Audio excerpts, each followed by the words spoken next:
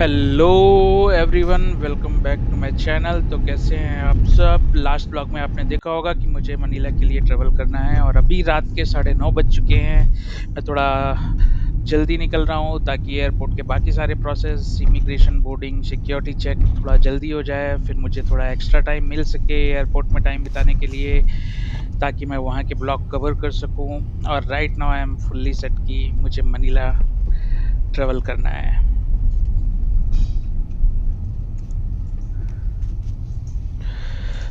तो guys, unexpected twist आ गया है एक। एक्चुअली जब मैं बोर्डिंग के लिए वहाँ पहुँचा तो मुझे स्टाफ लोगों ने बताया है कि जो मेरी डीओबी है वो गलत डली हुई है। और जब मैंने चेक किया तो मुझे पता चला कि डीओबी उन्होंने जिस एजेंट से मैंने बुक करवाया उन्होंने मेरा पासपोर्ट इशू डेट डीओबी में डाल दिया, जिसकी वजह से जो टिकट कैटेगरी है वो एज अ चाइल्ड शो कर रही है। तो अभी जो स्टाफ मेंबर्स हैं वो मुझे बोर्ड नहीं करने दे रहे हैं। उनका कहना है कि सर, इन केस अगर एनी प्राइस डिफरेंस हुआ तो हम आपको ट्रैवल नहीं करने देंगे।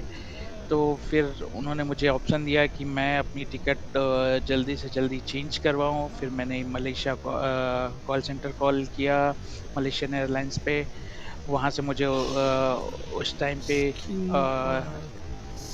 इन्फॉर्मेशन नहीं मिली। फिर मैंने अपने ऑफिस में कॉल किया, वहाँ से टिकट चेंज करवाने की रिक्वेस्ट डाली।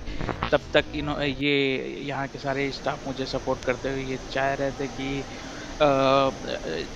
बाकी लोगों से इन्होंने इंटरनली बात किया। देन फाइनली इन्होंने डिसाइड किया ओके कि अगर आपका एडल्ट फेयर और चाइल्ड फेयर दोनों इक्वल है देन हम आपको अलाउ करेंगे। तो आफ्टर सम टाइम वो जब चेक किया उन्होंने तो पता चला कि दोनों फेयर इक्वल था जो मैंने पे किया था जब मैं टिकट कर रहा था। तो इसमें थोड़ा प्रॉब्लम हो गया एजेंट के साइड से, बट ठीक है। अभी लेसन लर्न कि हमेशा जब भी टिकट करवाओ यू शुड वेरीफाई एवरीथिंग। तो now I am set, I got my boarding passes and everything. Let's go to Manila. और हाँ, अगर आप बैंगलोर टर्मिनल 2 पे कभी आए हों तो आप जानते होंगे कि ये कितना खूबसूरत है। Modern greenery, wooden architects, open space.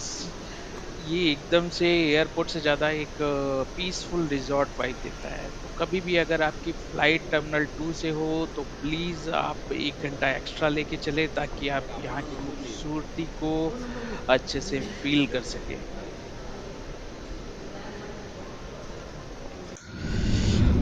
सभी लोगों की बोर्डिंग के बाद हम फ्लाई के लिए रेडी हैं। अभी टाइम रात के 12:30 बजे हुए हैं और जब हम कुआलालंपुर लैंड करेंगे तब का टाइम होगा 7:20 मॉर्निंग, जो कि अराउंड टोटल 7 आवर्स का डिफरेंस है। बट द एक्चुअल फ्लाइट का जो ट्रैवलिंग टाइम है वो 4.5 घंटे है, क्योंकि अगर आप देखें तो इंडिया और कुआलालंपुर टाइम के बीच में ढाई ढाई घंटे का गैप है, जिसकी वजह से हम around 7:20 we will land in Kuala Lumpur.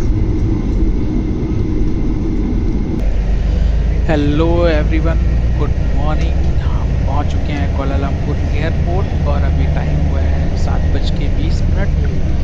और जो हमारी यहाँ से अगली फ़्लाइट है मनीला के लिए, कुआलालंपुर टू मनीला, वो 8:30 पे उसका डिपार्चर टाइम है। तो हम लोग के पास टाइम डिफरेंस केवल 70 मिनट का है। लेट्स सी कैसे हम वहाँ तक पहुँच पाते हैं, किस पर्टिकुलर गेट नंबर से जाना होगा। तो मैं जब सारी इन्फॉर्मेशन कलेक्ट किया हेल्प डेस्क से तो मुझे पता चला कि मुझे H4 गेट में जाने के लिए एक पहले बस पकड़नी होगी इंटरनली, और वो बस मुझे छोड़ेगी एक प्लेस पे जहाँ सारे एच रिलेटेड जो गेट्स हैं वो अवेलेबल हैं। और हमारे पास टाइम केवल 10 मिनट का ऑलरेडी हो चुका है, तो हमारे पास बचा टाइम केवल 65 मिनट्स बचे हुए हैं हमारे पास। लेट्स सी हम जल्दी से जल्दी पहुंचते हैं, क्योंकि this is my first time कि मैं कुआलालंपुर से मनीला के लिए ट्रैवल करूंगा। तो let's see how soon we can reach there.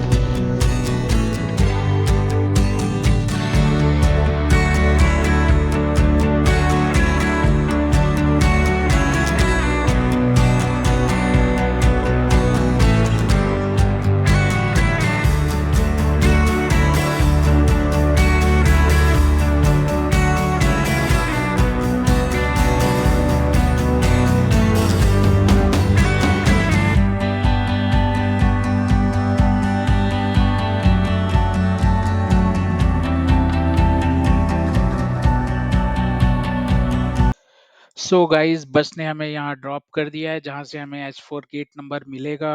और यहाँ जब हमने पता किया तो जो बोर्डिंग टाइम है वो केवल 25 मिनट्स बिफोर ही स्टार्ट होगा, जबकि नॉर्मली टर्मिनल्स में 40-45 मिनट्स पहले स्टार्ट होता है। बट यहाँ अच्छा है कि हमारे पास थोड़ा एक्स्ट्रा टाइम है, वो टाइम को हम यूटिलाइज करते हैं, थोड़ा फ्रेश हो जाते हैं, थोड़ा रिफ्रेश मॉर्निंग आफ्टर मॉर्निंग थोड़ा रिफ्रेश फील करेंगे और उसके बाद हम फिर बोर्ड करेंगे हमारी फ्लाइट, जो कि कोलालमपुर से हमको मनीला ड्रॉप करेगी। और वहाँ मैं दिखाऊंगा कि उस फ्लाइट में भी क्या क्या एक्स्ट्रा फीचर्स थे। सो गाइस जो मेरी लास्ट फ्लाइट थी बैंगलोर से कुआलालंपुर के लिए, उसमें एक्सपेक्टेड था कि ये एक एंटरटेनमेंट स्क्रीन होगी जिसमें थोड़ा अपन टाइम पास कर पाएंगे, क्योंकि जो इतने आवर्स की जर्नी होती है you will get board after some time. तो बट ऐसा कुछ नहीं था। उसमें उन्होंने ऑप्शन दिया हुआ था एक वाईफाई का, जिसको आप कनेक्ट करके उनके जो प्रीमियम कंटेंट जो अवेलेबल है उनसे उनको आप इंजॉय कर सकते हो। उसके बाद जब हम कुआलालंपुर से मनीला जा रहे थे, उस फ्लाइट में हमें एक छोटी सी स्क्रीन उसके उसको कंट्रोल करने के लिए एक रिमोट, एक हेडफोन दिया गया। बट जो स्क्रीन थी उसका टच वगैरह बहुत ही पुअर क्वालिटी का था, उसमें काफ़ी सारी प्रॉब्लम थी। थोड़ी देर मैंने ट्राई किया उसको चलाने का, आफ्टर दैट आई थॉट कि लीव इट। सो मैंने कुछ कंटेंट अपने मोबाइल पे डाउनलोड कर रखे थे जिसको मैं अपनी जर्नी पे अराउंड नेक्स्ट जो जर्नी मेरी थी वो अराउंड 5 आवर्स की जर्नी थी, जो 8:30 पे स्टार्ट हो रही थी और 12:30 के अराउंड मुझे ड्रॉप करने वाली थी मनीला एयरपोर्ट में। तो अराउंड मैंने कुछ कंटेंट डाउनलोड कर रखे थे और थ्रू आउट जर्नी मैंने इंजॉय किया।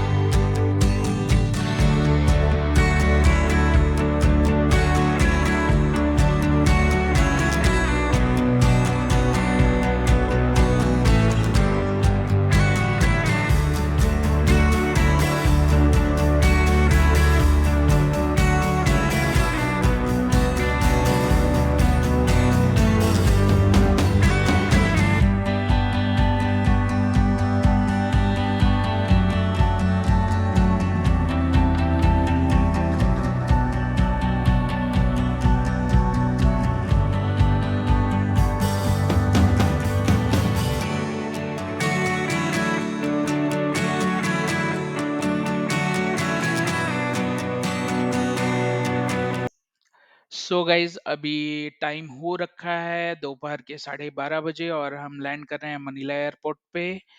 और यहाँ से हमें एक ऑफिस कैब मिलेगी और जो हमें होटल ड्रॉप करेगी। बट उसके पहले हमें कुछ प्रोसेस से जाना पड़ेगा, जैसे इमिग्रेशन प्रोसेस होगी, कुछ फाइल वेरिफिकेशन होंगे। Even if there is any question here तो उसके थ्रू हमें जाना पड़ेगा और उसके बाद हम अपने होटल के लिए निकल सकते हैं। सो लेट्स सी कैसे प्रोसेस होता है, क्या क्वेश्चन पूछा जाएगा, कौन कौन सी फाइल वेरीफाई की जाएंगी। बट हमने अपने सारे इनविटेशन लेटर, टिकट्स, वापस जाने के लिए टिकट, वीजा, सब कुछ एक पर्टिकुलर फाइल बना रखी है उसके लिए। सो लेट्स सी क्या होता है।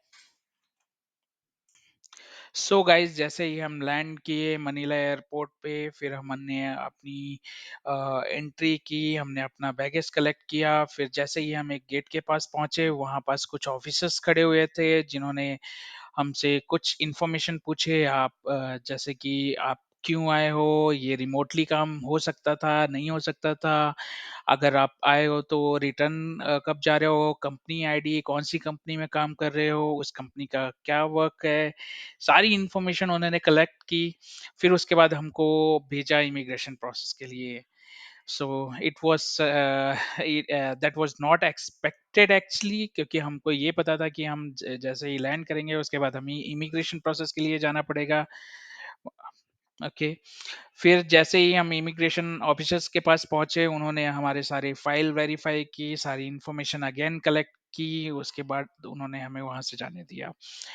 जैस बट उसके पहले गेट के एग्जिट के पहले हमको, हमारे पास एक क्यूआर कोड था, वहां भी कुछ ऑफिसर्स थे, उनको वो क्यूआर कोड चाहिए था। अगर कुछ लोग जो क्यूआर कोड जिनके पास नहीं था, उन्होंने बोला कि आप बैठिए, 15 मिनट स्पेंड कीजिए, आप ई ट्रिपल पे अपने आप को रजिस्टर कीजिए, उसके बाद ही आपको यहाँ से गेट से बाहर जाने दिया जाएगा। बट हमने ये काम अपना पूरा बैंगलोर में ही कर लिया था। हमारे पास क्यूआर था जो कि ज़्यादा नहीं, 2 to 3 मिनट में क्यूआर वेरिफिकेशन हो गया और we were ready to enter in Manila. So, guys, we have reached to our hotel, Hotel Marco Polo. It's a five-star hotel, and so as expected, check-in services, hotel room quality, the view from my room is very nice. So let's enjoy the room tour, and we will be back from our more blogs when I go uh, to visit some places in the Manila, and I'll make sure that I'll try to visit at least the places which I have marked in my list. So, thank you. We will be back soon.